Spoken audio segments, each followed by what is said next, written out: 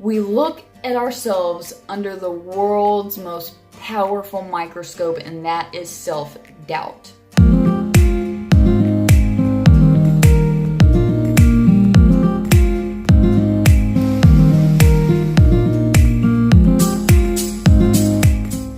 Hey guys, what's up? It's Lindy and welcome back to another video.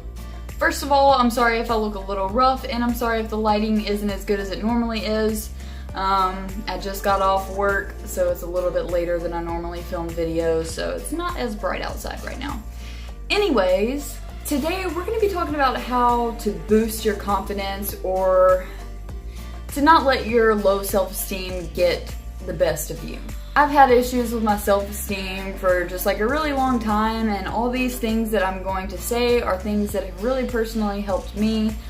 A lot of times when I look up videos that relate to things like this when it comes to boosting your confidence or trying to get a better self-esteem, it seems like everyone says the same exact thing over and over and over, and I just wanted to kind of bring something different to the table and to show you what I use that really helps me. None of these things are a cure, obviously. I don't have a cure for low self-esteem. I still have issues with it, but these things are things that really help me. This isn't really going to be a smoke session or anything, but I am probably just going to smoke a little bit in this video just because I just got off work and I went straight into making this video, so I'm going to smoke too while I'm at it. Alright, let's get started with number one. Put value on your uniqueness, both physical and mental. Put more value on that uniqueness versus what you consider to be conventionally attractive. You are the only person in the world who looks like you do, who acts like you do, who thinks like you do. You are the only person in this whole entire huge world that can be you. You're one of a kind. That's pretty special. Number two, and this is like huge for me in particular, and maybe it'll be the same way for you, but decipher your thoughts. I've always heard that I needed to challenge my negative thoughts, but I kind of think that's crap advice, and let me tell you why. The way you feel when you have a low self-esteem or a lack thereof, it's just almost impossible to decode those thoughts and emotions that are completely just like clouding your mind and overwhelming it. They are stemmed from thought processes, yes, but they do not come out or appear as formed sentences, if that makes any sense. They appear in like this confusing lizard brain type of way. So sitting down with yourself and trying to be as calm as possible, really try to decode what those thoughts are. And then you can try to practice working on changing those negative thoughts. But when you're in this state of, if you have low self-esteem, you know what I mean. It almost feels like this weird anxiety, depression phase that you're in where you're just like, I just can't explain it. And I can't, if you don't have really low self-esteem, then it's really hard to tell you what it's like. But it's just like, okay, I'm gonna use some of my anxiety issues as an example. When I start a new job, I have a ton of anxiety and I feel so nervous. And I never could really pinpoint exactly why that was or what thoughts exactly that were going on in my head. I just knew that it made me feel fucking like bad, and I know what anxiety feels like, so I knew what that was. But when I actually got down to it, I finally figured out that the reason I'm feeling that way and the thoughts that are happening are, I'm gonna mess up at this job, I'm not worthy enough to have this job, I'm gonna screw up because I screw up. You know, it's just things like that. It's pretty much my mind is telling me all the time that you're gonna fail, you're not gonna do this right, you're gonna embarrass yourself. And that's kind of similar to what having low self-esteem is like.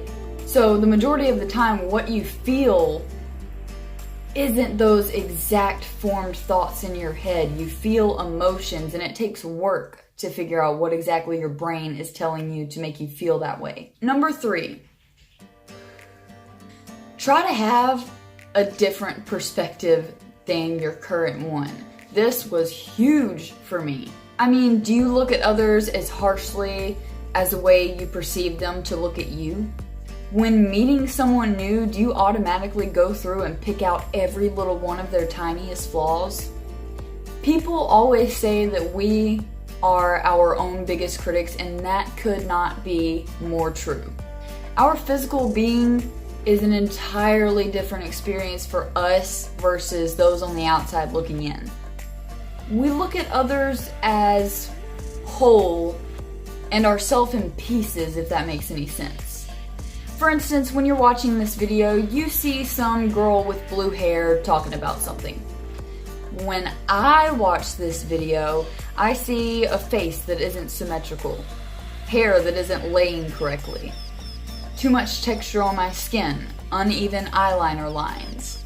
I see my body or my throat or something move in a way that I think is bizarre. I see eyebrows that don't match perfectly. Get my point? We look at ourselves under the world's most powerful microscope, and that is self-doubt. Change your perspective. Realize that you are the only person who sees you in the way that you do. Everybody else sees you differently than what you look at in the mirror, and that's just fact. So try to get out of your head and realize that other people are not looking at you the way that you are looking at yourself. I promise. Maybe like 1 in a fucking 1,000 people out there are assholes and like to pick people apart, but more than likely that's because they have their own self-esteem problems, which is a whole other story.